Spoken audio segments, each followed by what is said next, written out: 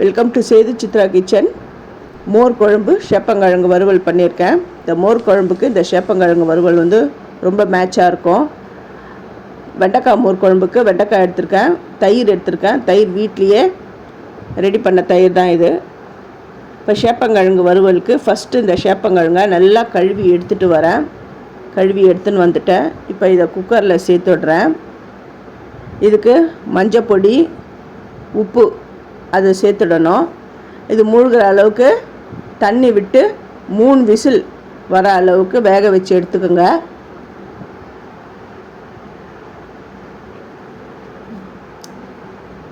மூடி போட்டுட்டேன்.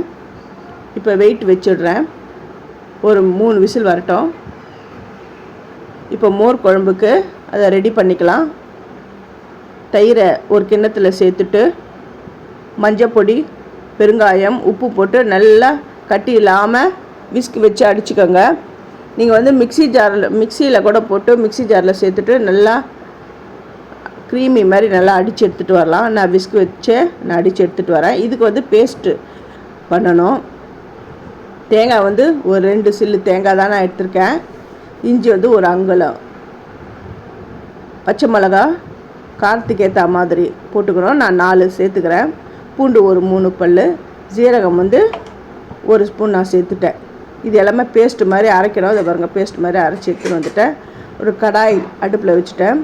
இதில் வந்து தேங்காய் எண்ணெயில் பண்ணால் ரொம்ப நல்லாயிருக்கும். நான் சன்ஃப்ளவர் ஆயில் தான் நான் சேர்த்துருக்கேன். உளுந்தம்பருப்பு, காஞ்ச மிளகா ஒரு 3 நம்பர் சேர்த்துட்றேன். கடுகு பொரிஞ்சிடுது, உளுந்த நல்லா செவந்து வந்துடுது. இந்த டைமில் வெட்டி வச்சுருக்கிற வெண்டைக்காயை அதில் சேர்த்துறேன். அது கூடவே கருவேப்பிலையை நான் சேர்த்துட்டேன். வெண்டைக்காய் நல்லா வதங்கணும், நல்லா வதங்கி வரணும்.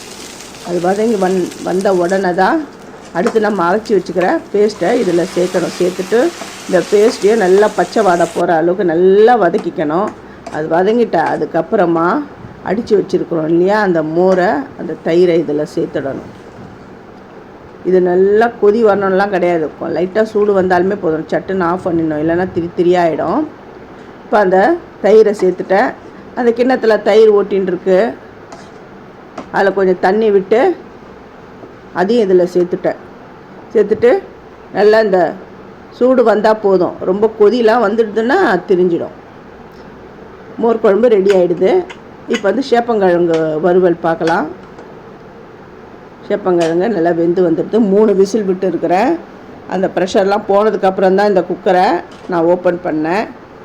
இப்போது இந்த சேப்பங்கிழங்குக்கு அந்த தோலெல்லாம் உரிச்சிட்டு இதை கட் பண்ணிக்கணும். இப்போ நான் இதை தோலெல்லாம் உரிக்கிறேன். இதை ரவுண்டாக கட் பண்ணி வச்சுக்கணும். இது பாருங்கள், இந்த மாதிரி கட் பண்ணி வச்சுக்கணும். இப்போ நான் கடாய் அடுப்பில் தான் நான் வச்சுருக்கேன். எண்ணெய் விட்டுருக்கேன். உளுந்து, கடுகு சேர்த்துருக்கேன். இந்த உளுந்து செவந்து வந்துடுது, கடுகு நல்லா புரிஞ்சிடுது. இந்த நேரத்தில் வெட்டி வச்சுருக்க சேப்பங்கிழங்கை இதில் சேர்த்துடணும். சேர்த்துட்டு ஜென்டிலாக கலந்து விடணும். நல்லா வந்து ஃபோர்ஸாக அப்படி இப்படி திருப்பி போட்டு கலந்து விட்டிங்கன்னா நல்லா குழஞ்சிடும். ஏற்கனவே இதில் பிசுப்பு வந்து கொஞ்சம் இருக்கும். இதில் அப்படியே ஜென்டிலாக கலந்து விடுங்க. இந்த எண்ணெயில் அது ஃபஸ்ட்டு நல்லா வேகணும். கருவேப்பிலையை நான் போட்டேன். இந்த கருவேப்பிலை அப்படியே போட்டிங்கன்னா அந்த ஃப்ளேவர் ரொம்ப நல்லாயிருக்கும். இதுக்கு தேவையான உப்பு, மஞ்சப்பொடி, காஷ்மீரி மிளகாய் தூள் சேர்த்துருக்கேன். இந்த காஷ்மீரி மிளகாய் தூள் வந்து ரொம்ப காரம் இருக்காது, கலர் கொடுக்கும். அதனால் காஷ்மீரி மிளகாய் தூள், இப்போ குழம்பு மிளகாய் தூளும் சேர்த்துட்டேன். கொஞ்சமாக அரிசி மாவு, 1 ஸ்பூனுக்கு அரிசி மாவு சேர்த்துருக்கேன். ஏன் அரிசி மாவு சேர்த்தேன்னா நல்லா கிறிஸ்பாக வரும்.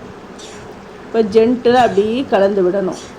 ரொம்ப அப்பப்போ கரண்டியை போட்டு அப்படி கலந்து விட்டு மசியல் மாதிரி ஆக்கிடக்கூடாது. அப்படியே இது வந்து நல்லா வேகணும். ஒரு 3 நிமிஷத்துக்கு நல்லா வேகணும். இதை பாருங்கள், நல்லா வெந்து வந்துடுது. சேப்பங்கிழங்கு வறுவல் ரெடி ஆகிடுது. ஸ்டவ்வை நான் ஆஃப் பண்ணிட்டேன். இப்போது சேப்பங்கிழங்கு வறுவல் மோர் குழம்பு ரெடி ஆகிடுது. இந்த வெய்ய காலத்துக்கு ரொம்ப இதமான ஒரு குழம்புனா இந்த மோர் குழம்பு, இந்த சேப்பங்கிழங்கு வறுவல். நீங்கள் இதை செஞ்சு பார்த்துட்டு எப்படி இருந்ததுன்னு எனக்கு கமெண்ட் பண்ணுங்கள். ஃபஸ்ட்டு என்னுடைய வீடியோ பார்க்குறவங்க சப்ஸ்கிரைப் பண்ணலைன்னா சப்ஸ்கிரைப் பண்ணுங்கள். ஆல் என்ற ஆப்ஷனை தொடுங்க. அப்போ தான் நான் போகிற ஒரு வீடியோவுடைய நோட்டிஃபிகேஷனும் உங்களுக்கு காட்டும். தேங்க்யூ.